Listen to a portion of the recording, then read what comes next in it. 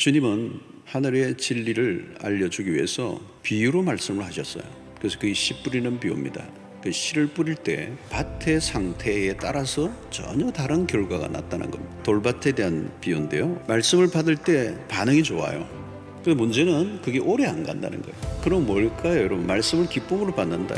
이 말은 감정적인 반응을 한다는 거예요. 근데 여러분, 감정이란 어떤 겁니까? 감정은 변화가 무성해요. 불안정해요. 은혜 받았다고 좋아하는데 어떻게 은혜 받으셨어요? 무엇에 은혜 받으셔서? 그러면 설명을 못 하는 거예요. 여러분, 은혜를 받았다는 것은 굉장히 총체적인 것입니다. 지적으로도 이해하고, 감정적으로도 뜨겁고, 그리고 의지적으로 결단을 하고, 이런 것들이 이제 총체적인 것이죠. 기뻤다, 좋았다, 은혜 받았다, 눈물도 났다 그러는데 그게 오래가지 않는 겁니다. 그게 왜냐? 그게 감정적으로만 받았기 때문에. 이제 문제는 이게 뭐예요? 흙이 깊지 않아 뿌리가 얕았다는 겁니다. 뿌리가 거의 없는 거죠. 이 깊어지지 않으면 어때요? 자라지 않고, 자라지 않으면 결국은 유치한 신앙생활을 해야 됩니다. 누군가 알아주지 않거나 한마디 욕을 한다고 하던 일을 그만둔다면 아직 십자가의 도를 깊이 깨닫지 못한 것입니다. 복음의 비밀을 깨닫지 못하면 유치할 수밖에 없는 거죠. 그래서 헌신을 하는 게 중요한 게 아니라, 헌신을 하고도 전혀 표를 내지 않을 수준으로 이르러야 됩니다. 신앙이 약한 사람들의 특징이 뭔가 하면요, 쉽게 판단하고 결론을 내리는 것입니다. 여러분, 쉽게 판단하면 안 돼요. 자기가 본 세계가 전부가 아니거든요. 오늘 여기 본문을 보면 말씀으로 인하여 환난이나 박해가 일어나는 때 그랬어요. 그러니까 말씀으로 살면 환난과 박해는 일어나게 됩니다. 신자에게 환난과 핍박이란 당연한 것입니다. 왜 그렇습니까? 우리가 가진 믿음을 이해하는 환경이 아니에요. 여러분, 교회 안에서도 마찬가지죠.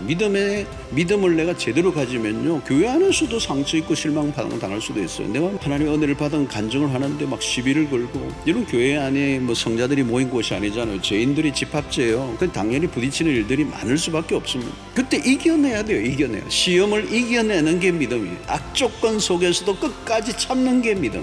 참 신앙은 어려움이 오면 더 빛이 나죠. 고난이 신앙을 빼앗아갈 수가 없습니다. 믿음의 뿌리가 깊으면 고난을 당할 때 하나님을 의심하지 않아요. 하나님을 더 신뢰해요.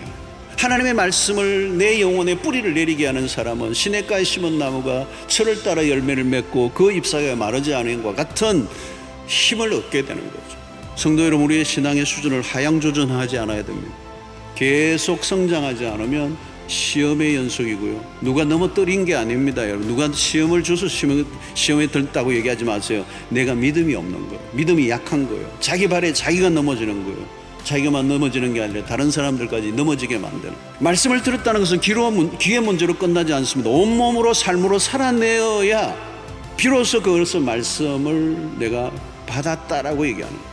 오늘 씨 뿌리는 비유의 핵심은 계속적인 성장이고, 최종적으로는 열매를 맺는 단계입니다. 여러분, 우리가 할 일은 딴 게 아니에요. 하나님의 말씀입니다. 하나님의 말씀을 말씀으로 받고 살면 하나님의 말씀의 생명력이 우리를 더 강하게 하셔서 모든 시련과 어려움을 충분히 이기게 하고도 남을 줄로 믿습니다.